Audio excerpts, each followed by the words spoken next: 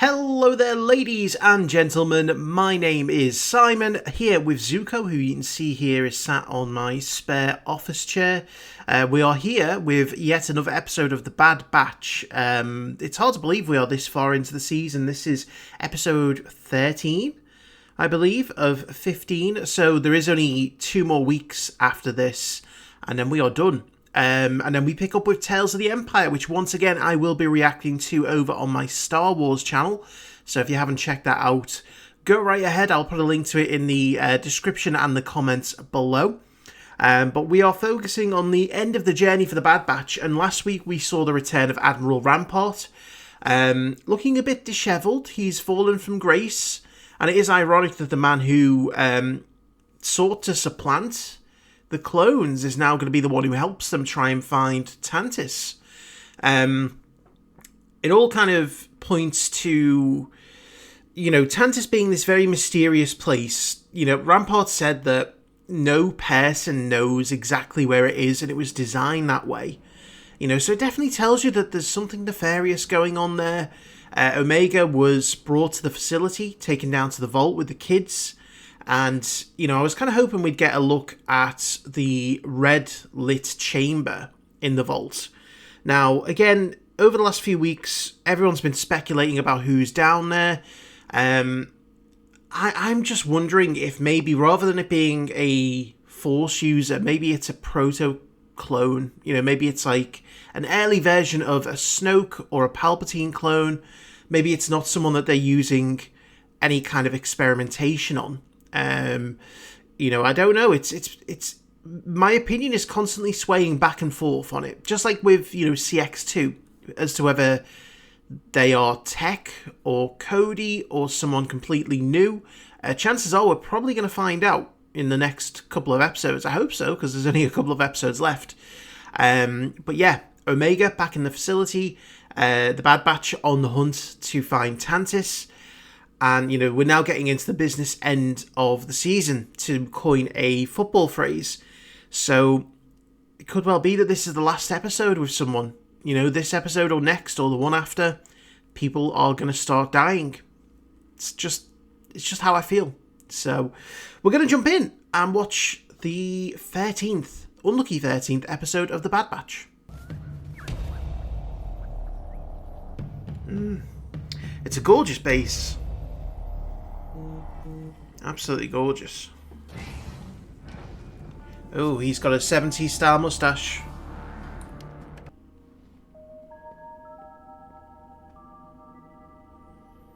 God, again, the music. I love the atmosphere it creates in Tantiss.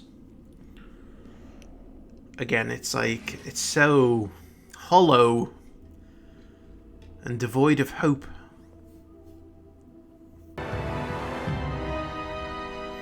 Ooh, this is an interesting looking place.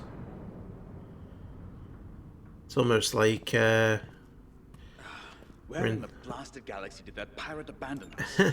And why are you keeping me here? You prefer we take you back to that Imperial labor camp instead? We had a deal. I already told you. I was going to say, it's almost like a concept art for Bespin, for Cloud City. Coordinates to that base. You've been there before. Any ship going there must first dock at Imperial Station 003, in orbit over Coruscant, with the coordinates transmitted directly to the navicomputer. We do see a shot of that tell about the orbital station checks out. Station in the trailer. The rest of his story. Do you think I'm lying? Yes. God, I've got to get so close to Coruscant. And we'll be your security detail. You just walk us right onto the station. He's getting back into uniform. You were an Imperial before. Impersonating one should be easy enough. I can't wear this. It's a captain's uniform. I thought captain's insignia had 4 been demoted. pips. I hate clones. Squares, whatever they call them. It's time for your sample, Omega. Surprised that Emery is still allowed to do this, given kids. it must have been very apparent she helped aid Omega escape. I don't know. Uh-oh.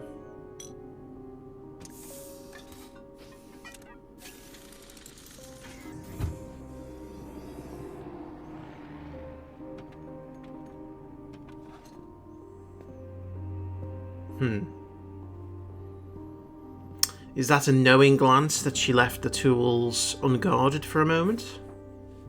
Is she still trying to help? I'm the chief scientist. I will run the vault as I see fit. Get in your place, bitch.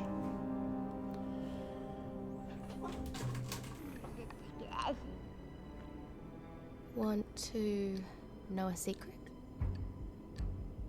I escaped from this mountain before. Really? How? If anything, I'd just be asking the question, And I wasn't. and yet they caught you again, so it's doubly hopeless, because if you do get away, they're going to catch you again. doing it again. We're approaching Coruscant.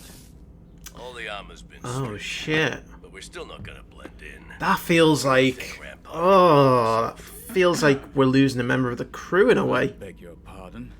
I didn't just make it to Vice Admiral on looks alone. Ah, that armor looks so strange about the markings. It feels like it's a finality. Assuming we're not captured or killed during this little mission, what assurances do I have that you'll let me go? You're going to have to trust us. Where would you rather go? Like Back to we Imperial have to prison? trust you. Or stick with the clones? Mess this up? I know how to carry myself. You're the ones that are going to stand out like overheated Gamorreans. Yeah, even without the markings, that's still pretty distinctive armor. Wrecker, stay on the ship and monitor comms. That's smart. Wrecker would probably stand out the most. Oh look, matching beards. Who is responsible for this vessel? It is not on my docking manifest for Isn't today. that... Oh, I first think to myself, is that the guy from the base last episode? But he's just got a beard. Like him. I asked you a question, Trooper.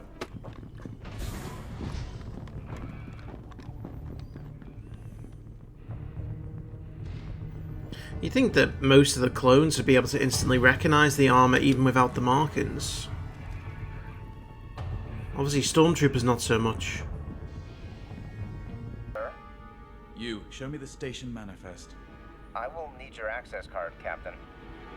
Yeah, he doesn't have the clearance code tube things.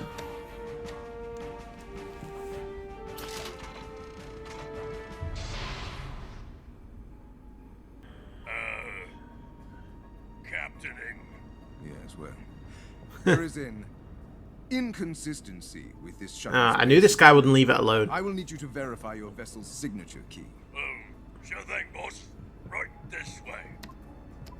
And punch. There's your verification. This. But I can. You can't go alone. He's Oh not. no. Once you're aboard, find a way to disable the proximity sensors. We'll follow behind, then attach our shuttle to Oh, I've got a and bad hitch feeling a about ride this. Directly to Tantiss. Now wait just a minute.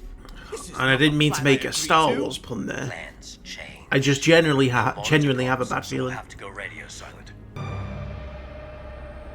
God damn, what a shot that is. Oh, I love the parallels. Everything is so symmetrical. And organised and clean.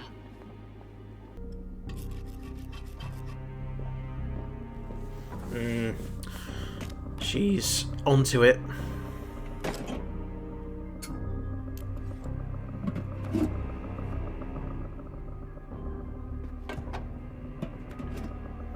These wall panels remind me of a chocolate bar. You can tell I've not had breakfast yet. Uh-oh. It's the same type of ship that took the Zillo Beast last season. I wonder how that Zillo Beast is doing.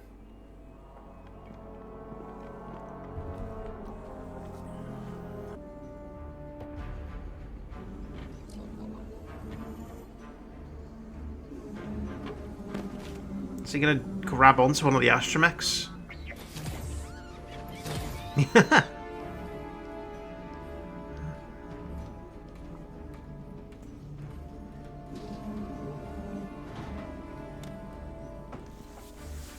Uh-oh. That's got to be one of the most fun ways of stowing aboard a ship. We need to move.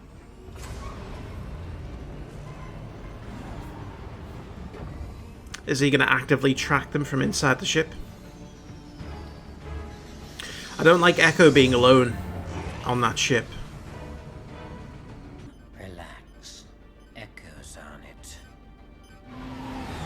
Oh no, what if he disables them but then dies? I don't like this.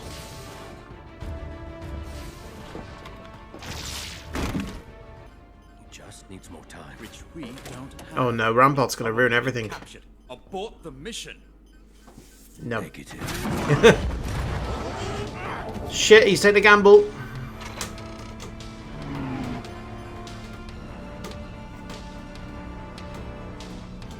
Prepare to jump.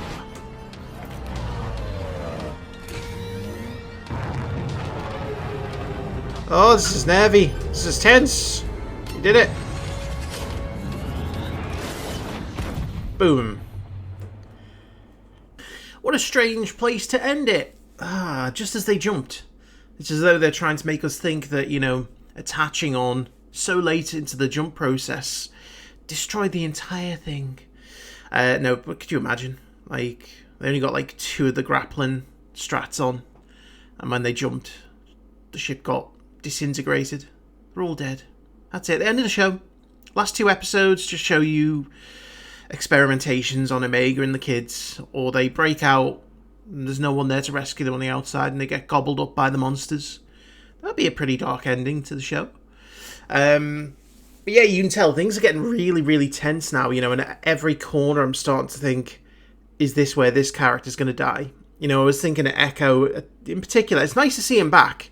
I don't know why they've been so kind of hesitant to have him be a part of the season, given that, you know, if they don't plan to have him involved with future adventures with Rex and some of the other rogue clones, if he is going to finish out the season with the Bad Batch, it kind of makes me wonder why he wasn't involved partway through. It's not like the actor wasn't available, you know, to do the voice.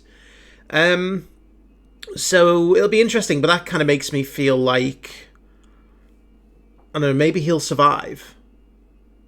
It would be odd to bring him back just to kill him.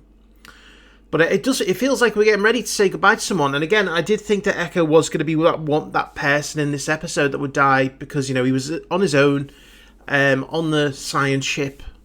Perhaps, you know, his last gasp action before he died was to disable the sensors. And it'd be a very tragic but heroic ending. But no, it wasn't. It does feel like there's a finality coming here with the armor being wiped clean of the traditional markings. Not that they don't still stand out anyway. I would have expected, you know, the clones in particular. Sorry, Zuko's going crazy on his cat tree there. I'd have expected the clones themselves would notice the armor even without the markings. It's not very common.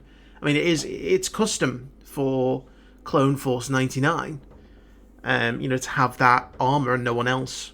And yeah, I wouldn't expect officers or stormtroopers to recognize it, but you know what it's like. You know, you keep it in the family. You know, clone troopers would probably know, but there's not that many of them around. So, yeah, there's some interesting locations here. Obviously, nice to see Coruscant, even if it is just from orbit.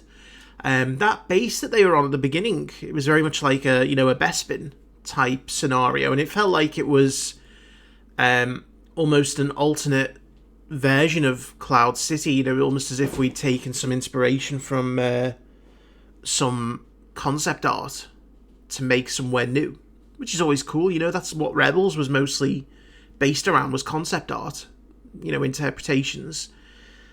But yeah, we've only got 2 more episodes, and again, it is pretty clear now the rescue of Omega is going to be the focus. However many clones are still there. I mean, I don't know for now what purpose, you know, other than, I guess, the assassin clone division.